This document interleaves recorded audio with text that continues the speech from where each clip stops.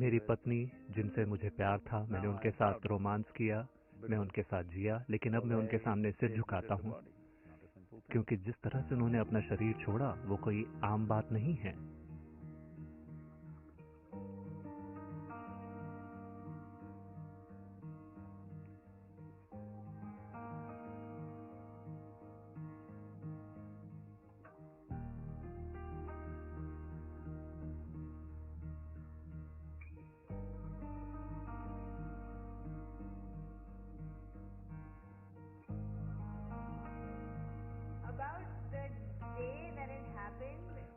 वो दिन जब उन्होंने अपना शरीर छोड़ा था, हम लोग घर आए और हमने देखा कि बाहर ढेर सारे चप्पल जूते थे। मैंने भी अपनी स्लीपर उतारी और मुझे याद है कि मैंने वहाँ कई सारे लोगों को देखा था, कई सारे लोग अंदर भी थे। हर कोई रो रहा था और मुझे याद है कि मैं अंदर गई और मैंने अपने पिताजी को कमरे के उस तरफ बैठे देखा।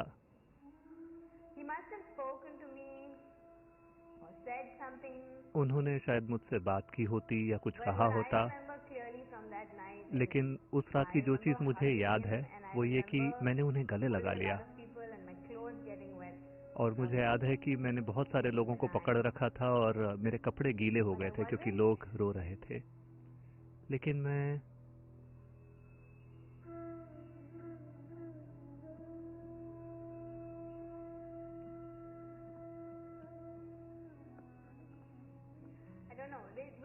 मुझे पता नहीं, लेकिन अगले दिन सुबह जब मैंने हर किसी को देखा और जब सब कुछ हो चुका था, तब मुझे एहसास हुआ कि अब ये हो चुका है। अपने पूरे जीवन में उन्होंने बहुत गर्व महसूस किया कि मैं उनका पति हूँ। आज मुझे ये कहना होगा कि मैं बहुत ज्यादा गर्व महसूस कर रहा हूँ कि मैं उनका पति था। देखिए विजी, विजेता की बेटी, सिर्फ सदगुरु एक्सक्लूसिव पर।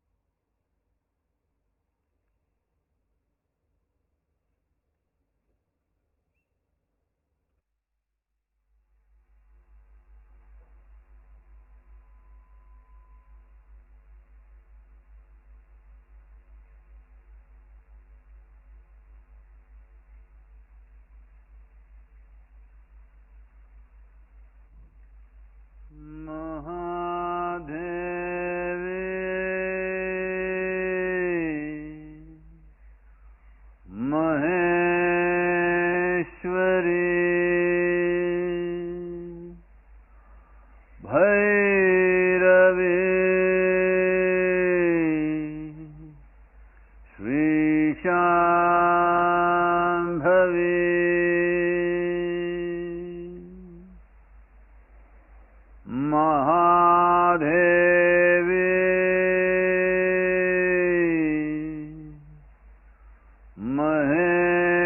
महेश्वरी भैरवी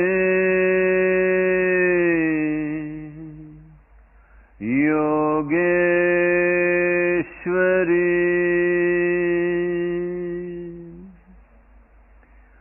महादेवी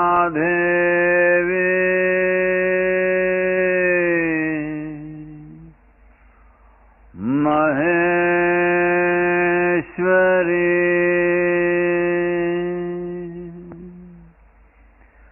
भैरवी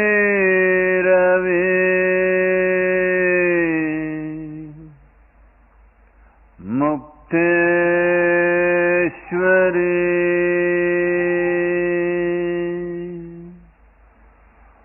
महादेवी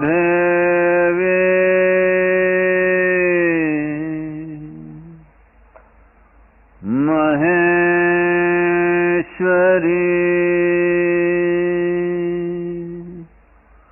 भैरवी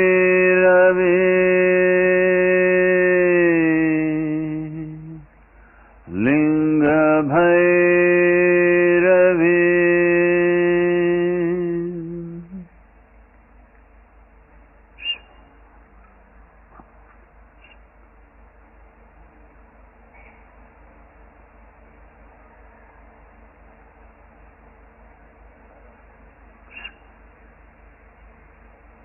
नमस्कार सभी को नमस्कारम।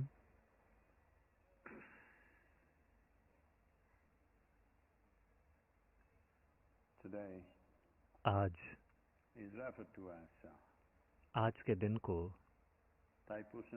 तैपूसम कहा जाता है तमिलनाडु की संस्कृति में, जिसे एक सबसे ज्यादा जीवंत जो आध्यात्मिक घटनाएं होती हैं, वो आध्यात्मिक घटनाएं जो इस संस्कृति में भरी पड़ी हैं, उनमें से इस दिन को बहुत ज्यादा जीवंत माना जाता है। लगभग हर दिन साल के 365 दिनों को जीवन के अलग अलग आयामों के लिए चिन्हित किया गया है, लेकिन यह दिन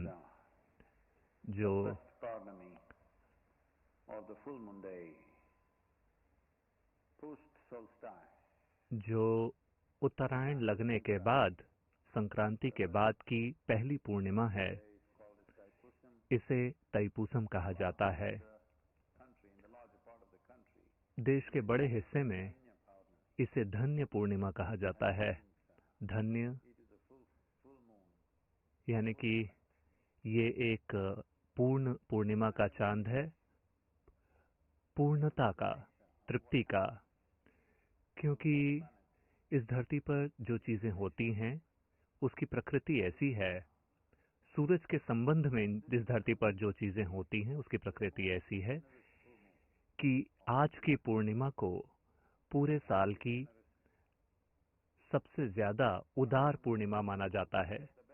जब मैं कहता हूँ उदार, वह व्यक्ति जो जानता है कि जीवन से सबसे बेहतर कैसे हासिल किया जाए, वह व्यक्ति जो ये देख रहा है कि कैसे इस जीवन को उसकी उच्चतम संभावना तक ले जाया जाए, वह व्यक्ति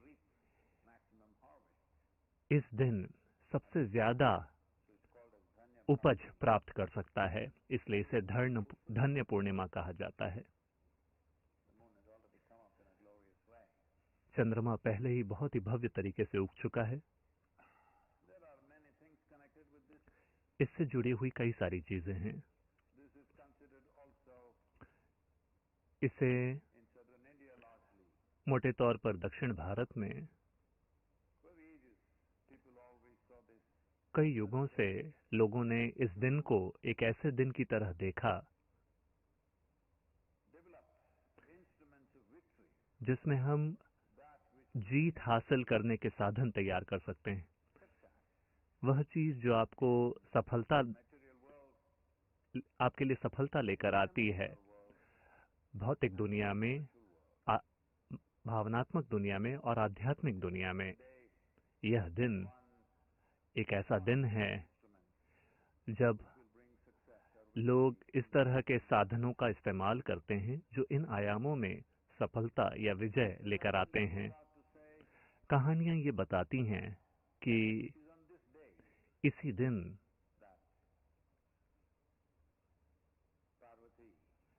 पार्वती ने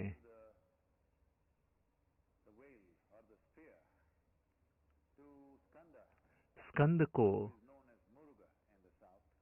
जिन्हें उन्होंने स्कंदा को, जिन्हें दक्षिण भारत में मुर्गा कहा जाता है, उन्हें एक वेल दिया था। तो इस साधन के साथ या इस हथियार के साथ, एक भाले के साथ, कार्तिक ने उन्हें ख्याति मिली सबसे महान योद्धा होने की। वो पूरे उपमहाद्वीप में गए और ऐसा कहा जाता है कि आज जिसे भारत कहा जाता है वो उसकी सीमाओं से भी परे गए, क्योंकि उनका नाम पर्शियन देशों में भी स्कंधा के रूप में प्रचलित है। वो थोड़ा और उत्तर में गए, मध्य एशिया में गए और वहां स्कंधर बन गए। और आज भी इस शब्द को थोड़ा गलत उच्चारण किया जाता है और सिकंदर कहा जाता है।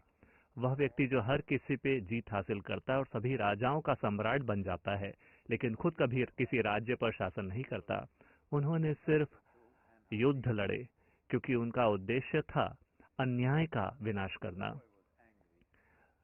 वो लड़का बहुत गुस्सैल था और वो गुस्से में था, और जब कोई ऐसा व्यक्ति जिसमें बहुत क्षमताएं हैं और जिसे बहुत आशीर्वाद प्राप्त है, जब वो गुस्सा हो जाता है तो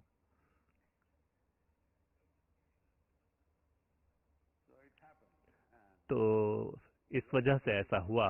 और जहां कहीं भी उन्हें लगा कि अन्याय हो रहा है, उन्होंने कत्ल करने शुरू कर दिए। तो अपनी युवा अवस्था में उन्होंने मोटे तौर पर बस लोगों की हत्या की। हमें पता नहीं कितने लोगों की हत्या की, लेकिन पूरे भारतीय उपमहाद्वीप में उन्होंने ऐसा किया और उसके बाहर भी कुछ हद तक। फिर उन्हें एहसास हुआ कि क्या न्याय है और क्या अन्याय है। ये हमेशा अपने आप में एक संपूर्ण चीज नहीं होती। ये सवाल नजरिए का होता है ज्यादातर समय। फिर उन्हें एहसास हुआ कि कहीं ना कहीं गहराई में वो उग्रता, वो जो थे, उसकी जो उग्रता थी, वो बदला चाह रही थी। न्याय के रूप में वो वास्तव में बदला चाह रही थी। जब आप किसी के पीछे जाते हैं ये सोचते हुए कि आप न्याय करेंगे, उन्हें तो सिर्फ यही लगेगा कि आप बदला ले रहे हैं। तो मैं ये कहने की कोशिश नहीं कर रहा हूं कि न्याय जैसी कोई चीज नहीं होती, लेकिन वास्तव में ऐसी कोई चीज नहीं है। दुनिया, इंसानी जीवन हमेशा संतुलन बरकरार रखते हैं। या तो हम बड़े स्तर पर लोगों की भलाई के लिए काम करते हैं, या बड़े स्तर पर लोगों को नुकसान पहुंचाने के लिए काम करते हैं। मानवता के इतिहास में कभी भी हमने एक ऐसा मुकाम हासिल नहीं किया है जहां पूरी तरह से न्याय किया गया हो। हमने केवल उसके बारे में बातें की हैं, हमने कभी भी उसे वास्तव में हासिल नहीं किया है। छोटे समाजों में ऐसा हो सकता है, लेकिन जैसे समाजों का आकार बढ़ता है, ये बस इस बारे में बन जाता है कि आप बड़े स्तर पर लोगों की भलाई पैदा करें। बड़े स्तर पर लोगों की भलाई हमेशा कुछ लोगों को लगेगा कि ये उनके लिए अन्याय है। लगातार हर समाज में, हर छोटी जगह में ये चलते रहता है। घर के अंदर भी, जहां सिर्फ 4-5 लोग होते हैं, कोई ना कोई हमेशा ये महसूस करता रहेगा कि उनके प्रति अन्याय हो रहा है। आप चाहे इसे कैसे भी करें, क्योंकि इस चीज की कोई संपूर्ण परिभाषा नहीं है कि न्याय क्या है। बड़े लोगों के एक समूह में मोटे स्तर पर हम क्या भलाई पैदा कर सकते हैं, अभी तक हम केवल वही न्याय कर पाए हैं। तो जब उनको इस चीज का एहसास हुआ, उन्होंने अपने भाले और अपनी तलवार को धोया और पहाड़ के ऊपर जाके उन्होंने अपना शरीर छोड़ दिया, क्योंकि उन्हें एहसास हो गया कि वो केवल एक ऐसी मंजिल के पीछे जा रहे हैं जो न केवल हासिल करना मुश्किल है, बल्कि वो भ्रम भी पैदा करती है। जब आप इस चीज को अपने जीवन में इसका एहसास करते हैं कि जीवन संपूर्ण चीजों का कोई बंडल नहीं है, फिर तृप्ति हासिल करने की संभावना पैदा होती है। फिर आप पूछेंगे, सद्गुरु, क्या आप ये कह रहे हैं कि केवल भ्रष्ट लोगों को ही तृप्ति का एहसास होगा, संपूर्णता का एहसास होगा? यही इंसानी संघर्ष है। जब आप बुद्धि के केवल एक आयाम का प्रयोग करते हैं, वह आयाम जिसे हम बुद्धिमत्ता कहते हैं, हमेशा सीधी लकीरों की तलाश करता है। जब उसे सीधी लकीरें नहीं मिलती जीवन के किसी भी आयाम में, फिर उसे लगेगा कि जीवन अन्याय से भरा हुआ है। बुद्धिमत्ता का एक और आयाम जो सीधी रेखाओं के भीतर नहीं है, जिसे सीधी रेखाओं से बांधा नहीं जा सकता, वो बिल्कुल कंफर्टेबल महसूस करता है।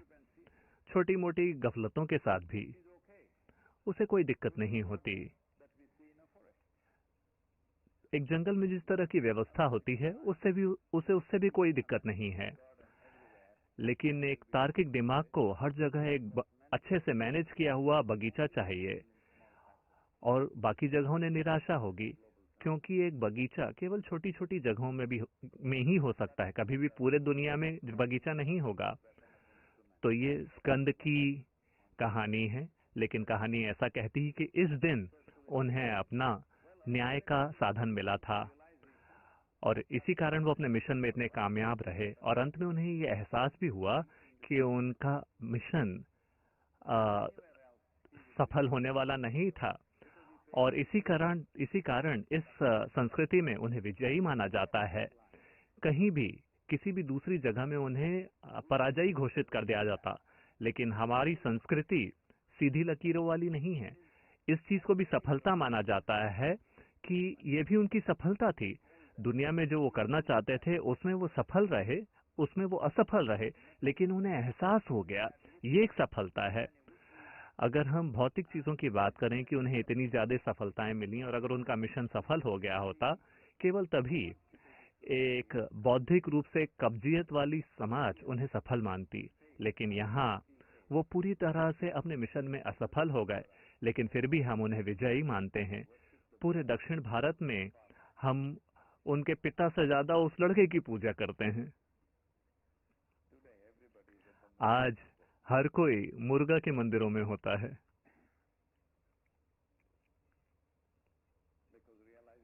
क्योंकि इस चीज का एहसास होना, एक ऐसा एहसास जो कि इंसानी तर्क की सीमाओं से बंधा हुआ नहीं है, उसे सबसे बड़ी जीत माना जाता है। इस दिन 24 साल पहले हम में से एक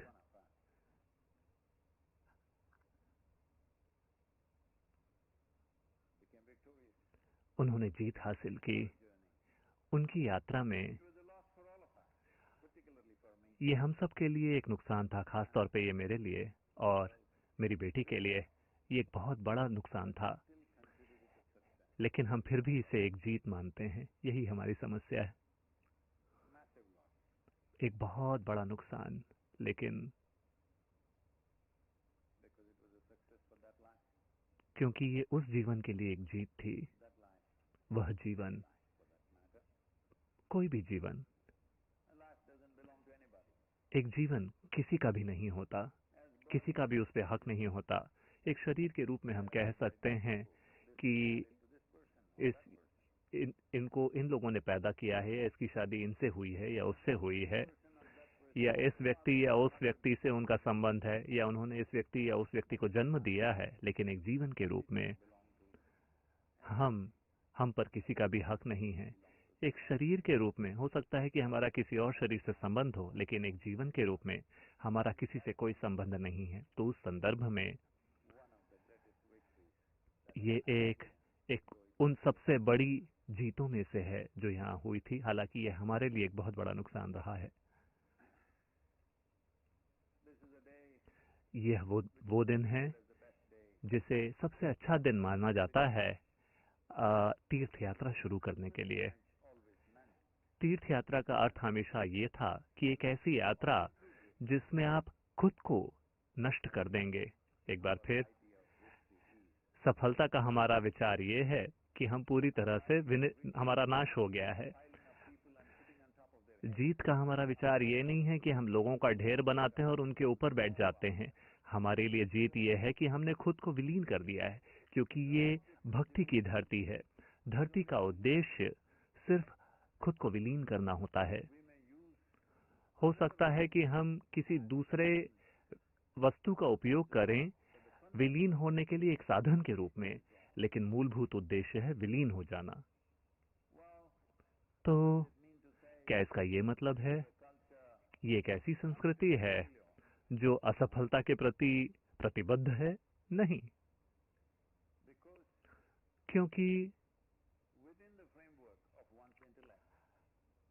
किसी व्यक्ति की बुद्धि के ढांचे के भीतर अगर कोई व्यक्ति यहाँ बैठता है, एक व्यक्ति यहाँ बैठता है, एक व्यक्ति वहां बैठता है, तो आप सोचेंगे कि ये नीचे हैं, ये बीच में हैं, ये सबसे ऊपर हैं। लेकिन इस संस्कृति में हमने हमेशा समझा कि ये धरती गोल घूम रही है, ये गोल है और ये घूम रही है। तो आप जिसे नीचे, बीच में या ऊपर सोचते हैं, आप अपने दिमाग में पूरी तरह से उलझे हुए हैं। आपको जीवन का एक व्यापक दृष्टिकोण नहीं है। आप उन सीढ़ियों को गिन रहे हैं जिन पर आप चढ़ते हैं, क्योंकि आपकी पहचान बहुत ज्यादा जुड़ी हुई है अपने शरीर के रूप में। आपने जो थोड़ी सी धरती इकट्ठा की है उसके साथ, उस वजह से आपका नजरिया पूरी तरह से गड़बड़ हो गया है।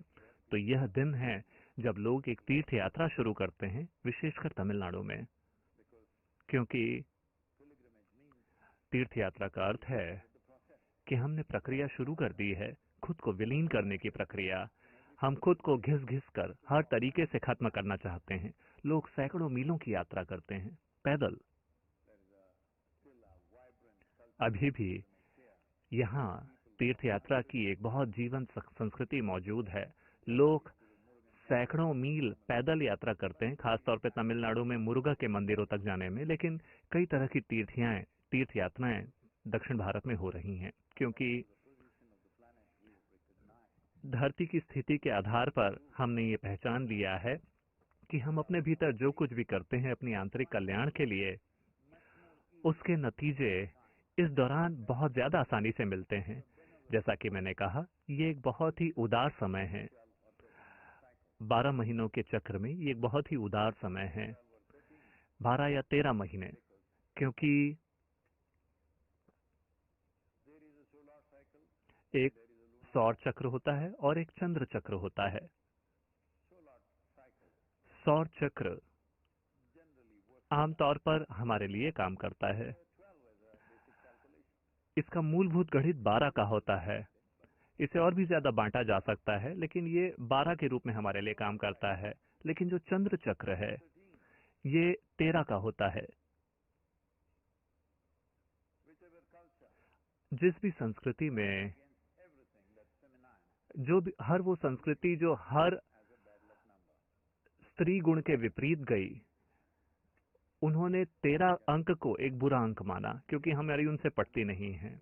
आमतौर पर दुर्भाग्य से महिलाएं, उन्हें अपवित्र माना जाता था।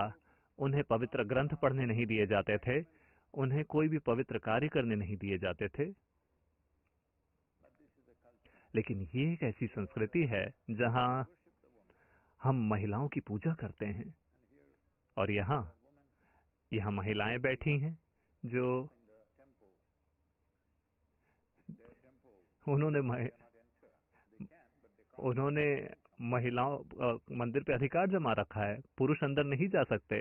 वो मंदिर के अंदर जा सकते हैं, लेकिन गर्भगृह में नहीं जा सकते, क्योंकि ये पूरा विचार कि कौन सी चीज ऊंची है, कौन सी चीज नीची है, ये इसलिए आता है क्योंकि आप अपनी बुद्धिमत्ता के एक आयाम को हर चीज में लागू करने की कोशिश कर रहे हैं। ये कुछ ऐसा है, आपके पास केवल 1 फुट की स्केल है, आपके पास मापने का सिर्फ यही साधन है। तो अब क्या बड़ा है क्या छोटा है इस फुट स्केल से? ठीक है, ये 5 फुट के हैं, ये 6 फुट के हैं, तो ये बड़े आदमी हैं, ये छोटी महिला है, ये ऐसा है, वो वैसा है। लेकिन अब हमारे पास कोई दूसरी चीज आ गई।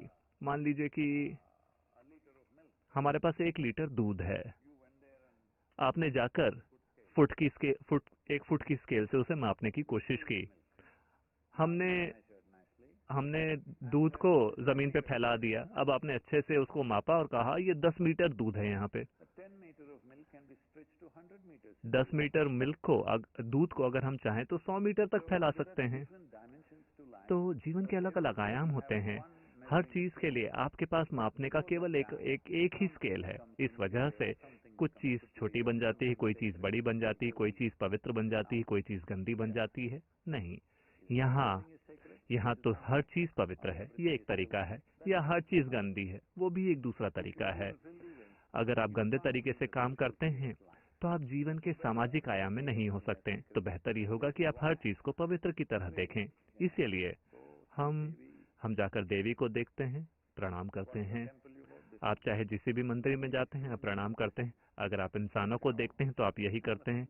गाय को देखकर यही करते हैं, हाथी को देखकर यही करते हैं, चट्टान को देखकर यही करते हैं, पेड़ को देखकर यही करते हैं, क्योंकि हम जीवन को इस तरह नहीं देख रहे, अपने बुद्धिमत्ता की सीमाओं से नहीं देख रहे, जो कि दुर्भाग्य से आज हमारी एजुकेशन प्रणाली के माध्यम से हमने सिर्फ यही खिड़की खोली है। तो देवी एक बहुत ही शानदार संभावना है। उन्हें इस तरीके से बनाया गया है, वो बस बिना किसी कारण के पागल हैं। आप जाइए, बिना किसी कारण के आपकी आंखों से आंसू बहने लगेंगे, हालांकि आप बिल्कुल ठीक हैं, आपके साथ कुछ भी गड़बड़ नहीं है। तो अगर जीवन ने आपको भाव विभोर नहीं किया और अगर आपकी आंखों में एक बूंद आंसू भी नहीं लाया, तो फिर आपके साथ वास्तव में कोई गंभीर गड़बड़ी है। आपको ये पता होना चाहिए। हाँ, अगर जीवन आपको भाव विभोर नहीं करता तो फिर आप यहाँ है ही क्यों? ओह, शायद आप स्वर्ग जाना चाहते हैं और वहां जाके भाव विभोर होना चाहते हैं। आपको मेरी शुभकामनाएं। तो यहाँ पर साधना का समय, इस समय के दौरान इसका सबसे ज्यादा नतीजा आता है, और इस वजह से ये भैरवी साधना की गई इस समय, क्योंकि लिंग भैरवी ने अपने 11 साल का चक्र पूरा कर लिया है। अगर आपको उनका फोन नंबर नहीं पता था तो ये है 11। तो इस वजह से इसके कई आयाम हैं, क्योंकि सूर्य चक्र 12 साल का है। 12 के परे जो है वो शिव का है, जो 12 से कम का है वो देवी का है। ओह, शिव के पास ज्यादा अंक है? नहीं, ये इस तरह से नहीं है, क्योंकि यहाँ पे कुछ स्त्रीवादी हैं। मैं चाहता हूँ कि आप ये समझेंगे कि ये सबसे परम स्त्रीवाद है। ये परम स्त्रीवाद है जहाँ एक महिला और उनके शरीर की सभी प्रक्रियाओं की पूजा की जाती है। इसे ऊंचे या नीचे की तरह नहीं देखा जाता। तो 11 इसलिए क्योंकि शायद ये अभी आधुनिक विज्ञान में ठीक से स्थापित नहीं हुआ है, लेकिन योगीय विज्ञान में दुनिया के जो भौतिक पहलू हैं, सृष्टि के जो भौतिक पहलू हैं, वो 11 आयामों में हैं। हर वो चीज जो भौतिक है वो 11 है। अगर वो 12वें की ओर बढ़ता है, 12वें आयाम तक जाता है, तो वो अभौतिक की ओर जाने लगता है विलीन होकर। तो जो 12 के परे है वो शिव का है, शिव का आयाम है। श्री वा यानी कि वह जो नहीं है। तो 12 के परे अब वो भौतिक नहीं रह जाता, ये वह बन जाता है जो नहीं है। जो 12 से कम है वो 11 है। तो ये वह है जो मौजूद है। तो देवी, इन्हें इस तरीके से प्राण प्रतिष्ठित किया गया है कि उनके साथ हर वो चीज जो हम करते हैं वो 11 है। यहाँ तक कि आप देखेंगे कि उनका जो त्रिशूल है वो 11 बजे की ओर इंगित करता है। हम 11 डिग्री अक्षांश पर स्थित हैं। ये सारी चीजें बहुत अच्छे तरीके से एक साथ आई हैं। स्थान और समय को जिस तरीके से सृष्टि की भौतिक अभिव्यक्ति के रूप में, यहाँ तक कि आधुनिक विज्ञान में भी थ्योरेटिकल फिजिक्स धीरे इसी दिशा में आगे बढ़ रहा है, जहां वो कह रहे हैं जहां 11 यूनिवर्स हैं, 11 मेम्ब्रेन्स हैं या 11 ट्रांस यूनिवर्स हैं और उसके परे अभौतिक आयाम हैं, वहां पे भी अस्तित्व मौजूद है, लेकिन वो उसकी प्रकृति कणिकीय नहीं है, भौतिक नहीं है, पदार्थीय नहीं है।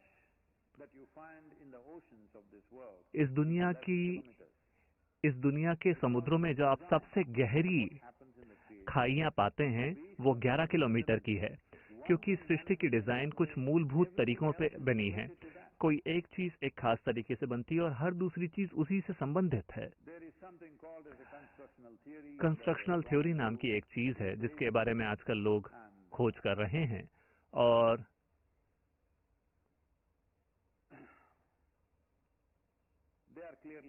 वो ये बात साफ साफ कह रहे हैं कि एक एटम की जो डिजाइन है और पूरे ब्रह्मांड की जो डिजाइन है वो बिल्कुल एक जैसी है। एक अमीबा की मूलभूत डिजाइन और एक इंसान की मूलभूत डिजाइन एक जैसी है, केवल इसकी जटिलता और इसकी परिष्कृतता कई गुना बढ़ गई है, तो ये बिल्कुल अलग लगता है, लेकिन मूल रूप से ये एक ही चीज है। तो इस वजह से भौतिक दुनिया में कई सारी चीजें 11 अंक के आसपास लटकती रहती हैं, क्योंकि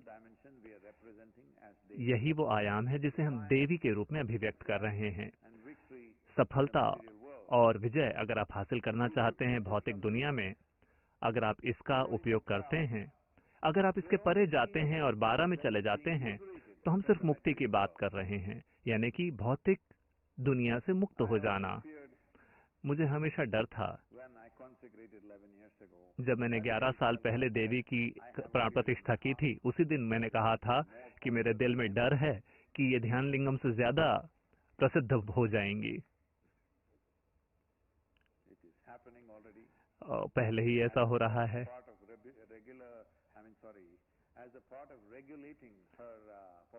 उनकी प्रसिद्धि को सीमित करने के लिए पिछले कुछ सालों में हम उनके लिए कुछ लॉकडाउन कर रहे हैं, सिर्फ वायरस की वजह से नहीं, उससे भी पहले हम कुछ देर के लिए देवी का मंदिर बंद रखते हैं। ये समय हो सकता है धीरे धीरे बढ़ने लगे जैसे जैसे उनकी प्रसिद्धि बढ़ती है, क्योंकि हम नहीं चाहते कि लोग भौतिक अपने जीवन की परम विजय से ज्यादा भौतिक विजय की ओर ध्यान न देने लगे। तो जब वो आते हैं तो ये मंदिर बंद रहेगा ताकि वो जाके ध्यान लिंगम में बैठ के ध्यान करें।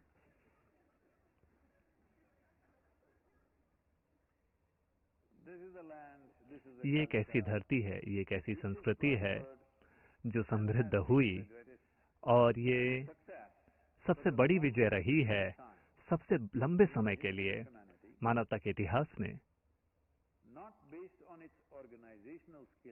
अपनी व्यवस्था करने की क्षमताओं के आधार पर नहीं, बल्कि व्यक्तिगत लोगों की प्रतिभा को प्रकट करने के कारण हमने बहुत ही अद्भुत इंसानों को पैदा किया है। ऐसे लोग जिनसे देवताओं को भी जलन होगी, ऐसे बहुत से लोग। तो सफलता, हमने जो किया है उसकी सफलता हमेशा इस वजह से रही है क्योंकि लोगों की प्रतिभाएं बहुत उदारता के साथ प्रकट हुई, क्योंकि हमने ये बात समझ गई कि कैसे जीवन अपनी सबसे बेहतरीन क्षमता तक पहुंचता है।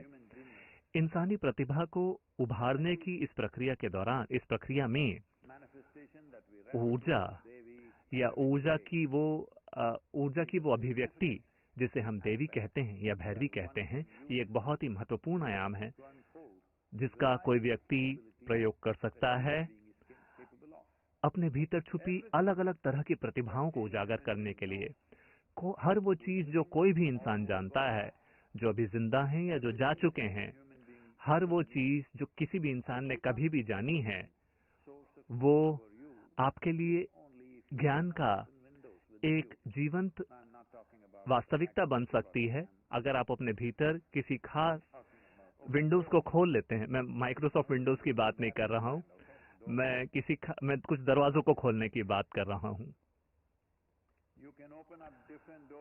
आप अलग अलग द्वार खोल सकते हैं अपनी बौद्धिक, अपनी बोध करने की दुनिया में, जहां जीवन के कई कई कई सारे आयाम, जिन्हें अलग अलग लोगों में कुछ थोड़े थोड़े ज्ञान के रूप में जिनका निवेश किया गया था, जो कभी साथ नहीं आए। अगर वो साथ आए होते तो मानवता के लिए कुछ और ही हुआ होता। लेकिन अगर ये साथ आ जाता है किसी एक इंसान में भी, फिर उनके आसपास जो कुछ होता है वो बहुत ही शानदार और अद्भुत होता है। ये विश्वास करना ही मुश्किल हो जाता है कि ये सच है, ये उस हद तक जा सकता है। तो देवी की क्षमता, देवी की संभावना यही है, भैरवी की संभावना यही है। इस आयाम तक कैसे पहुंचा जाए? हम और भी ज्यादा जटिल और परिष्कृत साधन बना सकते हैं, साधनाएं बना सकते हैं, जिसमें बहुत ज्यादा मानसिक ध्यान की जरूरत पड़ेगी और जो ऊर्जा के स्तर पर क्षमता की जरूरत पड़ेगी। लेकिन देवी के जीवन का जो अगला चक्र है, अगले 11 साल जो आज से शुरू हो रहे हैं, सबसे बेहतर तरीका फिलहाल इस दिशा में आगे बढ़ने का होगा संपूर्ण भक्ति। भक्ति, जैसा कि मैंने पहले से कहा, भक्ति का उद्देश्य है विलीन होना। आप क्या विलीन कर सकते हैं? आप शरीर को विलीन करने की कोशिश नहीं कर रहे हैं। हर वो चीज जिसे आप मैं समझते हैं, आप जिसे मैं समझते हैं, वो ये है कई सारी पसंद नापसंद, प्यार नफरत, कसम उल्टियां। मैं सोशल मीडिया की लैंग्वेज का उपयोग करने की कोशिश कर रहा हूं। अगर आप इन सारी चीजों को विलीन कर देते हैं और अगर आप बस यूं ही जीवन को देख सकें, जीवन जैसा है वैसे ही उसे महसूस कर सकें, वैसे नहीं जैसा आप उसके बारे में सोचते हैं, तो फिर आप देवी की कृपा के प्रति उपलब्ध हो जाएंगे। वह व्यक्ति जिसने इस कृपा तक पहुंच बना ली है, वो यहाँ इस तरह से जीवन अपना जिएगा कि दूसरे लोग सोचेंगे कि आप एक सुपर ह्यूमन हैं। जैसा कि मैंने कहा, बार बार कहा, इस सारी चीज का उद्देश्य एक सुपर ह्यूमन बनना नहीं है। इसका उद्देश्य है इस चीज को पहचानना कि इंसान होना ही सुपर है, क्योंकि इस संस्कृति में कोई सुपर ह्यूमन बीइंग नहीं रहे हैं। यहाँ ऐसे इंसान रहे हैं जो विकसित होकर ईश्वर की तरह बन गए। ऐसे इंसान जो आपकी और मेरी तरह पैदा हुए थे, आमतौर पे बिल्कुल अपनी किसी दूसरे इंसान की तरह अपनी माँ के गर्भ से पैदा हुए थे, उतने ही दर्द के साथ, और अपने जीवन से उन सारी परेशानियों से होकर गुजरे, और फिर भी खड़े होकर एक ऐसे मुकाम तक पहुंचे जहां हर कोई उन्हें ईश्वर के रूप में देखता है। तो आपको यही चीज समझनी होगी। वे सारे लोग जिनकी आप पूजा करते हैं, चाहे वो कृष्ण हो या राम हो या शिव हो, मुरुगा हो, वे सभी इस धरती पर चले हैं, सभी जीवन के सभी दर्दों और संघर्षों से होके गुजरे। लेकिन आज जब उन्हें आप देखते हैं, आप सोचते हैं कि वे ईश्वर की तरह हैं। ये बहुत महत्वपूर्ण है कि हम उन्हें स्वर्ग से नीचे न टपकाएं, क्योंकि ये बहुत महत्वपूर्ण है कि वो आपके लिए एक प्रेरणा बने रहें, ताकि आप उनके जैसा बनने की कोशिश करें, न कि सिर्फ उन्हें दीवार पर कील लगा के टांग दें और उनकी पूजा करें। वे एक जीवित प्रेरणा स्रोत की तरह अपना जीवन जिए। लेकिन देवी, क्या उन्होंने इस धरती पर अपने पैरों से, क्या वे भी इस धरती पर चली? नहीं, हमने उन्हें बनाया। जब मैं कहता हूं कि हमने उन्हें बनाया, हमने ईश्वर को बनाने की टेक्नोलॉजी सीख ली थी, केवल एक भावनात्मक साधन के रूप में नहीं, एक ऊर्जा की अभिव्यक्ति के रूप में, जिसकी अपने बड़े शानदार आयाम हैं। देखिए, आज आपने एक हवाई जहाज बनाया है, मान लीजिए। एक हवाई जहाज बस 500 साल पहले उसके बारे में सोचना ही बिल्कुल असंभव होता। हालांकि यहाँ ये मौजूद था कॉन्सेप्ट के रूप में, लेकिन बाकी की दुनिया में ये बिल्कुल असंभव रहा होता। लोगों के लिए दूसरी दुनिया की चीज होती। लेकिन हमने एक ऐसी प्रणाली बनाई जिसके माध्यम से आज हर कोई उड़ सकता है। हालांकि अब वायरस की वजह से अभी ये करने के लिए सबसे ज्यादा सुरक्षित चीज नहीं है। तो उस तरह की एक जादुई चीज, मैं 12-13 साल की उम्र से उड़ान से संबंधित चीजों से जुड़ा रहा हूँ। सबसे पहले हैंड ग्लाइडर बनाने का एक बड़ा ही जोखिम भरा काम हुआ। एक दुर्घटना हुई जिसमें मेरी कुछ हड्डियां टूट गईं, और उसके बाद एक सही हैंड ग्लाइडर जो किसी ने मुझे बना के दिया, फिर मैं उसमें उड़ता रहा। फिर मोटर वाले हैंड ग्लाइडर, और फिर कमर्शियल फ्लाइट्स, और अब हमारे पास एक हेलीकॉप्टर का लाइसेंस है जिसे हम उड़ा सकते हैं। तो हम एविएशन से लगभग, मैं अपने पूरे जीवन उससे जुड़ा रहा हूं, तो मैंने देखा है। हालांकि मैंने हजारों घंटों की उड़ान नहीं की है, लेकिन मैंने इस पे बहुत ज्यादा ध्यान दिया है। चाहे वो चिड़िया हो या कीड़े हो, मैं हमेशा एक चीज में ये देखता रहता हूँ कि वो कैसे उड़ते हैं। मुझे हमेशा आश्चर्य रहा है कि आखिर ये कमबख्ती चीज उड़ती कैसे है, क्योंकि मैं नहीं उड़ पाता।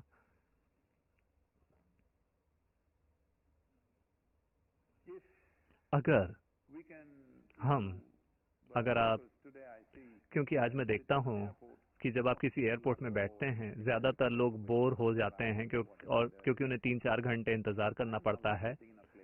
मैं हमेशा एक ऐसी जगह बैठता हूँ जहाँ मैं रनवे को देख सकूं, जहाँ से हवाई जहाज लैंड करते हैं और उड़ते हैं। मैंने शायद लाखों हवाई जहाजों को लैंड करते या उड़ते देखा होगा, लेकिन आज भी मेरे रोंगटे खड़े हो जाते हैं। जैसे ये मशीन उड़ती है, मेरे रोंगटे खड़े हो जाते हैं, क्योंकि इसमें कई टन धातु है, लोग हैं, इसमें सामान भरा हुआ है। ये जिस तरीके से उड़ता है, ये अभी भी जादू है। क्योंकि ये हर दिन उड़ता है, उसका जादू खत्म नहीं हुआ है, अभी वो एक जादू है। अगर आपने पहले हवाई जहाज को उड़ते हुए देखा होता, तो आपने सोचा होता कि आपने सबसे शानदार चीज देखी है। क्योंकि ये लाखवां हवाई जहाज है, आपने उसे खो दिया है। नहीं, ये अभी भी वही हवाई जहाज है। उस जादू को अनुभव करने की आपकी क्षमता दुर्भाग्य से खो गई है, क्योंकि आप चेतना से नहीं जी रहे हैं। आप अपनी मूर्खतापूर्ण याददाश्त से जी रहे हैं। मैं याददाश्त को मूर्खतापूर्ण कह रहा हूँ, इसलिए नहीं क्योंकि याददाश्त मूर्खतापूर्ण है, बल्कि इसलिए क्योंकि आप मरी हुई याददाश्त को जिंदा करने की कोशिश कर रहे हैं, और ये मूर्खतापूर्ण है, मरे हुओं को जिंदा करना। लोग, ये खासतौर पे जब मैं इन दिनों लोगों ने बंद कर दिया है, लेकिन शुरू में जब मैं कुछ जगहों पे बोलने के लिए गया, सबसे पहला सवाल लोग पूछते थे कि आप मरे हुओं को जिंदा कर सकते हैं। मैंने कहा, मैं ऐसी मूर्खतापूर्ण चीज क्यों करूंगा? वैसे ही इस धरती पे बहुत सारे लोग हैं, भीड़ लगी हुई है। अगर आप सभी मरे हुओं को जिंदा कर देते हैं, तो मैं चाहता हूं कि आप कल्पना करें। आप सोच रहे हैं कि अरे अगर मेरी माँ वापस आ गई, मेरी दादी वापस आ गई तो बहुत अच्छा होगा। लेकिन अगर हर किसी के दादी और दादा वापस आ गए तो ये सबसे बड़ी तबाही होगी। तो ये मुर्दों को जिंदा करने का काम, ये एक बहुत ही युवा या बहुत ही बचकानी संस्कृति से आता है, क्योंकि आपको लगता है ये सबसे बड़ा जादू है। नहीं, ये सबसे मूर्खतापूर्ण चीज जो आप कर सकते हैं वो है मरे हुओं को जिंदा करना। चमत्कार ये है कि आप इसे जिंदा रखते हैं और इसे अच्छे से रखते हैं। ये चमत्कार है। देखिए, हम एक चपाती खाते हैं, चपाती आपकी तरह नहीं दिखती है क्या? आप अगर साइज 0 के हो, फिर भी वो आपकी तरह नहीं दिखती। उसकी सुगंध आपके जैसी नहीं है, उसका स्वाद आपके जैसा नहीं है, लेकिन वो आप बन जाती है। ये एक जादू है, ये एक चमत्कार है। हर समय जो चमत्कार हो रहे हैं, उन्हें देखने के लिए आपके पास आंखें नहीं हैं, लेकिन आपको इस तरह के बेवकूफी भरे चमत्कारों की तलाश है। नहीं, ये इस तरह के चमत्कार नहीं करेंगी। ये आपके अंदर जीवन का ऐसा प्रवाह कर देंगी कि अगर आपको आज मरना भी होगा तो आप इच्छा के साथ मरेंगे, इच्छुक होकर मरेंगे। ऐसा नहीं कि आप मरना चाहते हैं, लेकिन आप इच्छुक होंगे। आप जी रहे हैं इसलिए नहीं क्योंकि आप जीना चाहते हैं, चूंकि आपने इसे अच्छे से रखा है, आप जी रहे हैं। आपकी इच्छा आपको विजय नहीं दिलाती। अगर आप सक्षम हैं तो फिर आपको विजय मिलती है। तो देवी सिर्फ ये देख रही हैं कि आपको कैसे सक्षम बनाया जाए इस जीवन के लिए और जीवन के परे के लिए, और ये महत्वपूर्ण है। अगर आपके अंदर क्षमता नहीं है लेकिन आपके पास इच्छाएं हैं, तो आप बस आधे जीवन में ही निराश हो जाएंगे। इसे ही लोग मिड लाइफ क्राइसिस कहते हैं, क्योंकि उनके पास इच्छाएं हैं लेकिन क्षमता नहीं है। उनके पास इच्छाएं हैं आनंद के साथ जीने की, पूरी तरह से प्यार में होने की। मिड लाइफ क्राइसिस आमतौर पर केवल प्रोफेशन के साथ नहीं होता, इसमें फैमिली और रिलेशनशिप्स भी शामिल होते हैं। तो मैं कह रहा हूं कि वो 35 का होने तक बहुत ज्यादा सफलता हासिल करना चाहते हैं, वो बहुत ज्यादा प्यार और रोमांस में होना चाहते हैं, लेकिन उनमें से कोई भी चीज नहीं हो रही है। इसलिए वो मिड लाइफ क्राइसिस में हैं, सिर्फ इसलिए क्योंकि उनमें ये क्षमता नहीं है कि वो प्यार कर सकें। उनके जिस तरह के एटीट्यूड्स हैं, उनसे कौन प्यार कर पाएगा? बेचारा कुत्ता ही सिर्फ ऐसी क्षमता रखता है। किसी तरह उसे इस तरह से बनाया गया है, क्योंकि गॉड और डॉग बहुत करीब से एक दूसरे से जुड़े हुए हैं, कम से कम स्पेलिंग में। तो किसी न किसी तरह वो बेचारा कुत्ता, उसमें इतनी क्षमता है कि आप चाहे किसी भी तरह के बेवकूफ हैं, वो फिर भी आपसे प्यार करता है। आप चाहे कितने भी बुनियादी हों, आप जितने की बेवकूफी भरे हों, फिर भी वो प्यार करता है।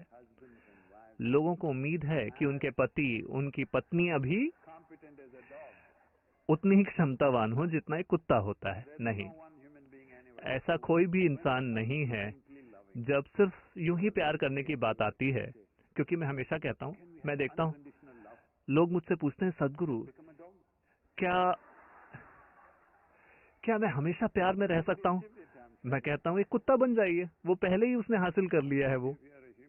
अगर आप एक इंसान हैं तो दुर्भाग्य से इसमें शर्तें हैं और शर्तें हैं और कई सारी शर्तें हैं। हेलो, शर्तें हैं कि नहीं है? शर्तें हैं। अगर आप उससे थोड़े ऊपर उठ सकें, फिर आप देखेंगे कि आपका प्यार एक अलग प्रकृति का है, क्योंकि आपके अंदर पर्याप्त जागरूकता है ये जानने की कि प्यार किसी व्यक्ति के बारे में नहीं है। प्यार किसी तरह की गतिविधि नहीं है। प्यार आपके होने का तरीका है। आपने अपने जीवन के भावनात्मक आयाम को बहुत बहुत मीठा बना लिया है। अगर आप किसी पुरुष को देखते हैं, आप उससे प्यार करते हैं। अगर आप किसी महिला को देखते हैं तो आप प्यार भरे हैं। अगर आप इस खंबे को देखते हैं तो आप प्यार भरे हैं।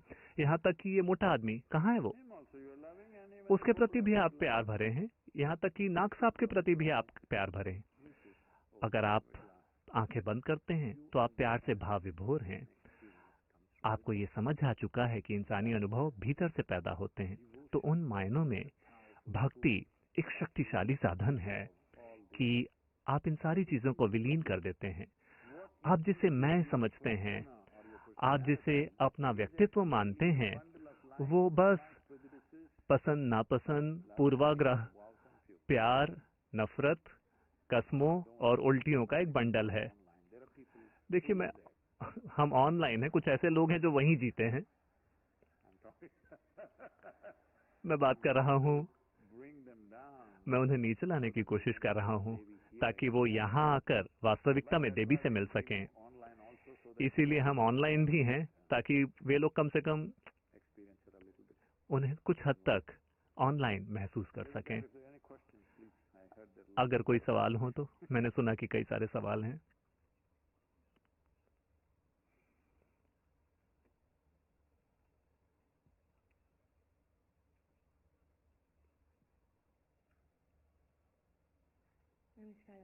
नमस्कारम सदगुरु।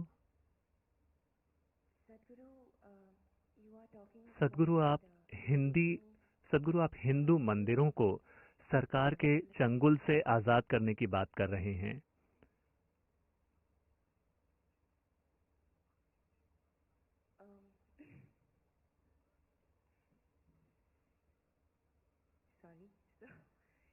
माफ कीजिए,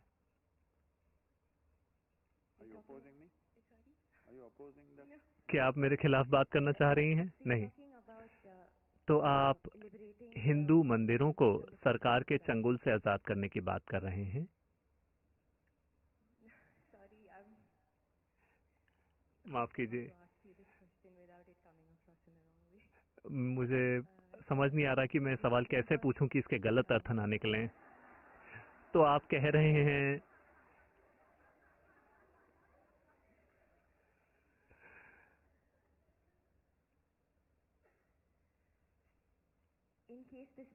अगर ऐसा होता है तो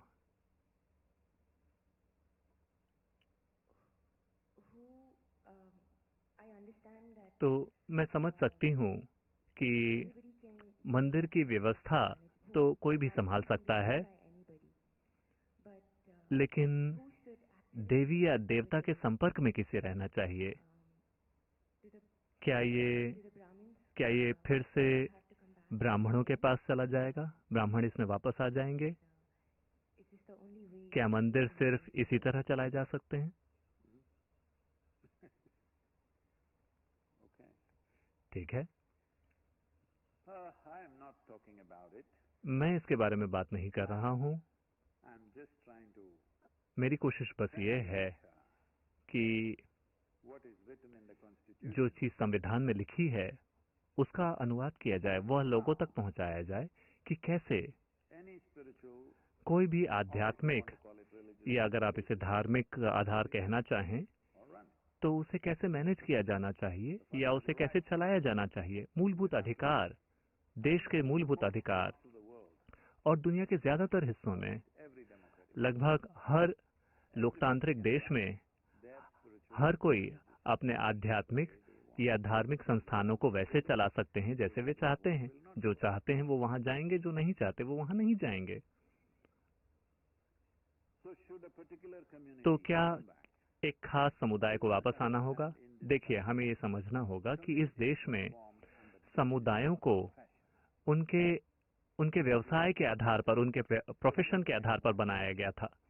अगर आप एक बढ़ई हैं तो आप एक तरह के आचारी हैं, अगर आप एक सुनार हैं तो एक अलग तरह के आचारी हैं, अगर आप एक लुहार हैं तो एक अलग तरह के आचारी हैं, अगर आप एक व्यापारी हैं तो आप एक तरह के वैश्य हैं, अगर आप एक किसान हैं तो दूसरी तरह के हैं, अगर आप योद्धा हैं तो आप एक तरह के हैं। तो प्रोफेशन के आधार पर समय के दौरान समुदाय पैदा हुए। ऐसा नहीं है कि लोग यहाँ से वहां नहीं जा सकते थे, लोग आ जा सकते थे, लेकिन समय के दौरान जहां दुर्भाग्य से लोगों ने अंतरों को भेदभाव की तरह देखना शुरू कर दिया और इसका उपयोग शोषण के लिए शुरू कर दिया। तो हिंदू मंदिरों में, अगर आप कह रही हैं अगर, मैं कह रहा हूं नहीं, उन्हें आजाद करना ही होगा। हिंदू मंदिरों को आजाद किया ही जाना चाहिए, क्योंकि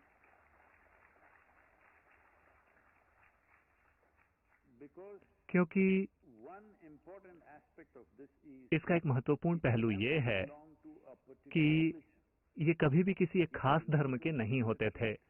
ये खास गुणों के प्रति थे।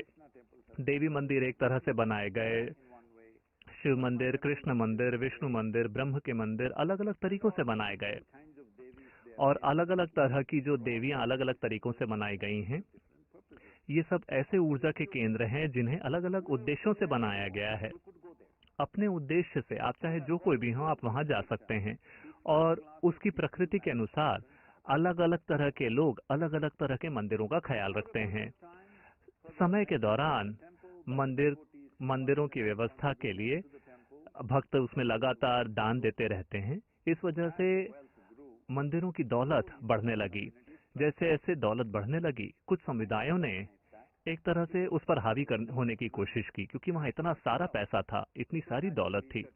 तो स्वाभाविक रूप से कुछ लोगों ने उस पर अधिकार जमाया। तो अंग्रेजों के जमाने में आपको ये समझना होगा, हिंदू मंदिरों पर ब्रिटिश अंपायर का कब्जा नहीं था, उस पर ईस्ट इंडिया कंपनी ने अधिकार जमाया, जो कि एक व्यापार था। क्या आपको लगता है कि उस बिजनेस को आपके धर्म में कोई दिलचस्पी थी? नहीं, उन्होंने बस देखा कि इतनी सारी दौलत है, तो उन्होंने तय किया कि उन्हें इसे अपने अपने कब्जे में लेना होगा। 1840 में, क्योंकि इन मंदिरों की व्यवस्था अंग्रेज लोग करते थे, क्रिश्चियन कम्युनिटी में विरोध होने लगा, इंग्लैंड में भी और यहाँ भी, कि क्रिश्चियन इंसान ऐसे मंदिरों की व्यवस्था कर रहे हैं जहाँ पे मूर्तियां हैं और हम इसे स्वीकार नहीं कर सकते। तो उन्होंने तय किया कि वे इसे वापस कर देंगे। लेकिन तब तक सारी जवाहरात वो लेकर चले गए थे, वो जमीन को लेकर नहीं जा सके, लेकिन जो कुछ भी ले जाया जा सकता था उसे वो चुरा कर ले गए। कुछ मंदिर इससे बच गए, लेकिन ज्यादातर मंदिरों ने अपने सारे सोने और हीरों को खो दिया, क्योंकि लोग दान देते रहे। केवल जब कोई आपातकाल आता था, जैसे कोई अकाल पड़ता था, तब मंदिर के पास मंदिर ये तय करता था कि किसी परिस्थिति में कितनी चीजें कितना धन व्यय करना है। तो क्या ब्राह्मणों का वापस आना जरूरी है? बिल्कुल भी नहीं। अभी ऐसी कोई भी चीज नहीं है कि केवल एक खास जाति के लोग ही बढ़ई बनेंगे, एक खास जाति के लोग ही सुनार बनेंगे। ऐसा नहीं है, हर तरह के लोग सुनार बन रहे हैं। हर तरह के लोग आजकल ज्वेलरी डिजाइन कर रहे हैं, क्योंकि उन्हें ट्रेन करने के लिए कॉलेज है। इसी तरह हमें इस तरह की संस्थाएं स्थापित करनी होगी जहां हम लोगों को ट्रेनिंग देंगे कि एक शिव मंदिर में क्या होना चाहिए, कृष्ण मंदिर में क्या होना चाहिए, विष्णु मंदिर में क्या होना चाहिए, देवी मंदिर में क्या होना चाहिए। तो जो भी व्यक्ति उस प्रक्रिया को सीख लेता है और एग्जाम पास कर लेता है, वो मंदिर की व्यवस्था देखेंगे। देखिए, यहाँ ही ईशा योग केंद्र में ये एक बहुत ही स्पष्ट उदाहरण है। यहाँ भैरवी देवी हैं। एक बहुत ही कठिन ट्रेनिंग की प्रक्रिया है, क्योंकि इसमें कुछ स्तर तक रस्में शामिल हैं। केवल महिलाएं इसे कर सकती हैं। महिलाएं, पुरुष मंदिर के केवल बाहरी इलाके में रहते हैं, वो अंदर नहीं जा सकती, क्योंकि यहाँ प्राण प्रतिष्ठा इस तरीके से की गई है। ध्यान लिंग मंदिर है। महीने के आधे हिस्से में जो चंद्र मंदिर है, चंद्र का महीना है, उसके आधे हिस्से में पुरुष उसका ख्याल रखते हैं, दूसरे हिस्से में महिलाएं उसका ख्याल रखती हैं। लेकिन वे सभी ब्रह्मचारी हैं, पुरुष और महिला दोनों। वो सभी भस्म वाले लोग हैं, क्योंकि ध्यान लिंग भस्म है, क्योंकि ये 12 की संख्या के परे हैं, वे उस तरह के हैं। अब एक काल भैरव मंदिर आ रहा है। आप देखेंगे कि वो लोगों की एक बिल्कुल ही अलग प्रजाति होगी जो उसका ख्याल रखेगी। हाँ, क्योंकि वह केवल जिंदा लोगों का ही ख्याल नहीं रखता, उन्हें बनाया जा रहा है मरे हुए लोगों का ख्याल रखने के लिए। तो उसके लिए एक बिल्कुल ही दूसरे तरह के क्षमता की जरूरत है उसे मैनेज करने के लिए। और यहाँ तक कि मंदिर में कौन आता है, अगर उसकी बात करें, देखिए यहाँ हर तरह के धर्म, जाति, संप्रदाय के लोग आते हैं। कोई ये चेक नहीं करता कि कौन कौन है, क्योंकि हमारी दिलचस्पी इस पे नहीं है कि आपके पिता कौन है। हम केवल ये देख रहे हैं कि आप कहाँ जाना चाहते हैं। यही लोकतंत्र का आधार है। मैं आपको बता रहा हूँ, लोकतंत्र का आधार ये है कि हमारी इसमें दिलचस्पी नहीं है कि आपके पिता कौन थे। हमारी दिलचस्पी सिर्फ इसमें है कि आप कौन है। यही लोकतंत्र है। यही आध्यात्मिकता का भी आधार है। हमें इससे कोई फर्क नहीं पड़ता कि आपके पिता या दादा कौन थे, आप चाहे जो भी रहे हों, लेकिन आप कौन हैं, आप कहाँ जाना चाहते हैं। एक आध्यात्मिक प्रक्रिया की सिर्फ यही चिंता होती है। तो मंदिर प्रार्थना के स्थान नहीं थे। मंदिर ऐसी जगह नहीं थी जहाँ एक व्यक्ति प्रार्थना का नेतृत्व करता है और हर कोई उनकी प्रार्थना को दोहराता है। नहीं, यहाँ पंडित केवल एक प्रक्रिया को संचालित करते हैं। वो कभी भी उस जगह पे हावी नहीं होते, वो कभी भी उस जगह पे राज नहीं करते, कभी कोई वो शिक्षा नहीं देते, कोई फिलॉसफी नहीं देते या समाज में उथल पुथल लाने की कोशिश नहीं करते। ये दुनिया के भविष्य के लिए बहुत महत्वपूर्ण है। तो उन्हें सिर्फ हिंदू मंदिर ना कहें, वो वास्तव में सिर्फ मंदिर हैं जहाँ इंसान खुद को रूपांतरित कर सकते हैं, जहाँ इंसान खुद को समृद्ध पोषित कर सकते हैं अपने आंतरिक विकास के लिए। तो अभी मैं कह रहा हूँ कि गिरजाघर और मॉस्क, वो सारी चीजें ऐसी बन जानी चाहिए। देखिए, मान लीजिए कि किसी किसी मस्जिद में जो चीजें होती उसमें से कोई एक चीज मुझसे पसंद है तो मैं वहां क्यों नहीं जा सकता? देखिए, यहाँ हमने काफी सारी चीजें बदल गई है। यहाँ कई सारे लोग आते हैं, कई महिलाएं आती हैं, बुर्का पहन के आती हैं, तो वो यहाँ आके बैठती हैं। शायद भैरवी को देख के उन्हें बहुत ज्यादा रस्में लगती हैं तो वो बाहर से निकल जाती हैं, लेकिन उन्हें ध्यानलिंग पसंद है, वो आके वहां बैठती हैं। कई सारे लोग हैं जो सिर्फ सूर्य कुंड और चंद्र कुंड के लिए आते हैं, हमें उससे कोई दिक्कत नहीं है। हम किसी पे दबाव नहीं डालते कि वो यहाँ आए। ये एक खास तरीके की मंदिर है। वहां एक दूसरे तरह के जुड़ाव की जरूरत है, यहाँ एक दूसरे तरह के जुड़ाव की जरूरत है। तो जहां तक कोई इंसान उस जगह, वो जगह जिस उद्देश्य से बनाई गई है, वहां के जो सरल से नियम हैं जो उस उद्देश्य को पूरा करते हैं, हर वो इंसान जो नियमों को पालन करने के लिए तैयार है, उन्हें वहां जाने की अनुमति होनी चाहिए। यहाँ तक कि गर्भगृह में जाने की अनुमति होनी चाहिए। मान लीजिए कि कोई व्यक्ति जो चाहे ऊंची जाति में पैदा हुआ हो या नीची जाति में, हिंदू, क्रिश्चियन, जू, सिख या चाहे जो कुछ भी रहा हो, वो अगर वो एक खास आयाम की ओर आकर्षित होते हैं और अगर वो जरूरी तैयारी करने के लिए तैयार हैं, तो आज इसे एक संस्था के रूप में बनाया जा सकता है। देखिए, आपको ये समझना होगा कि जो संस्थाएं थी उन्हें दुर्भाग्य से इस तरीके से बताया जा रहा है कि ये कोई धर्म हो। देखिए, वो संस्थाएं जिन्होंने लोहारों को ट्रेनिंग दी थी, आजकल वो लोहारों की जाति बन गई है। दुर्भाग्य से सुनारों ने ये कहना शुरू कर दिया कि सुनार लोहार से बेहतर हैं। हालांकि आप एक लोहार के बिना नहीं जी सकते, आप एक सुनार के बिना बहुत आसानी से समाज में जी सकते हैं। हाँ, तो ये ऊंच और नीच की ये बाद में शुरू हुई। मंदिरों में ये कभी नहीं था। देखिए, मंदिर का मतलब है कि ये एक खास जीवन के एक विशेष आयाम को बनाने की कोशिश कर रहा है, जो भौतिक प्रकृति के सीमाओं से परे जाने की कोशिश कर, भौतिक सीमा के परे जो आयाम है उसे लोगों को उसका अनुभव कराने की कोशिश कर रहा है। अगर आप भौतिकताओं की सीमाओं से परे जाते हैं तो आपने दुनिया में जो भी सीमाएं बनाई हैं, आप उन सब के परे चले गए हैं। चाहे वो धर्म हो, जाति हो, लिंग भेद हो, आप हर तरह की बकवास के परे चले गए हैं।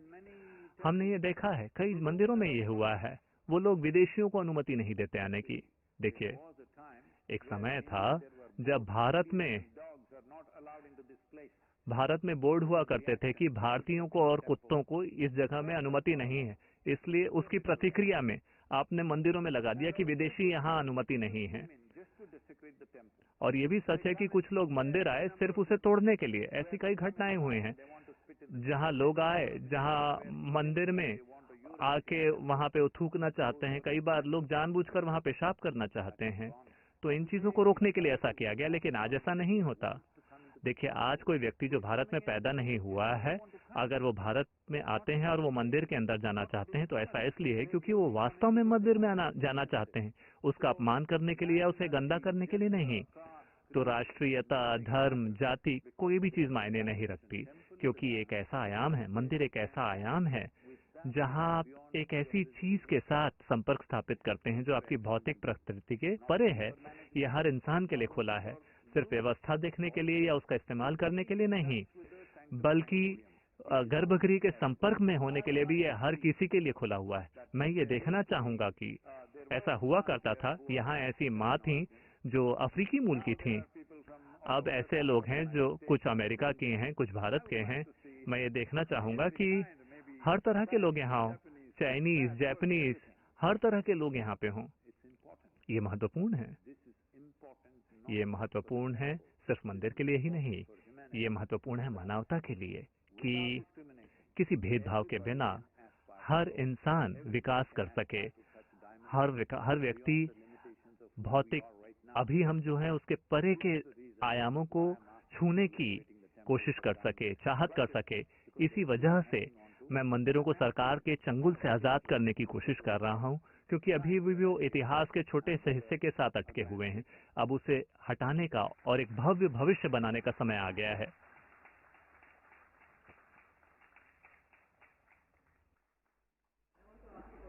Whoa. 8 o'clock, they're closing this off, right?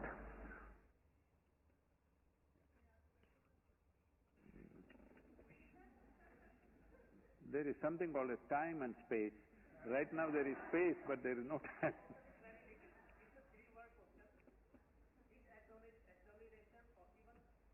What is that?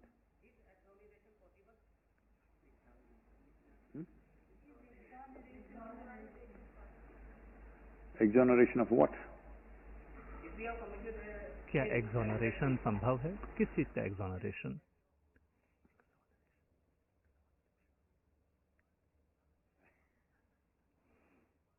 It's okay. Hello, we heard the question.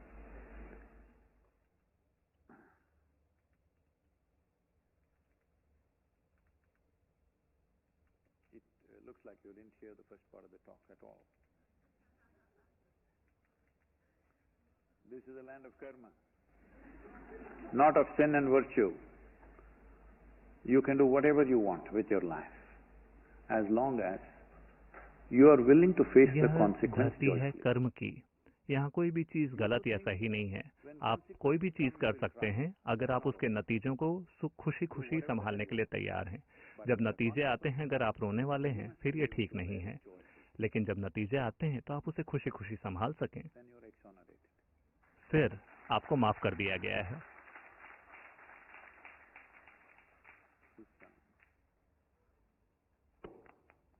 Here we have यहाँ हमारे पास एक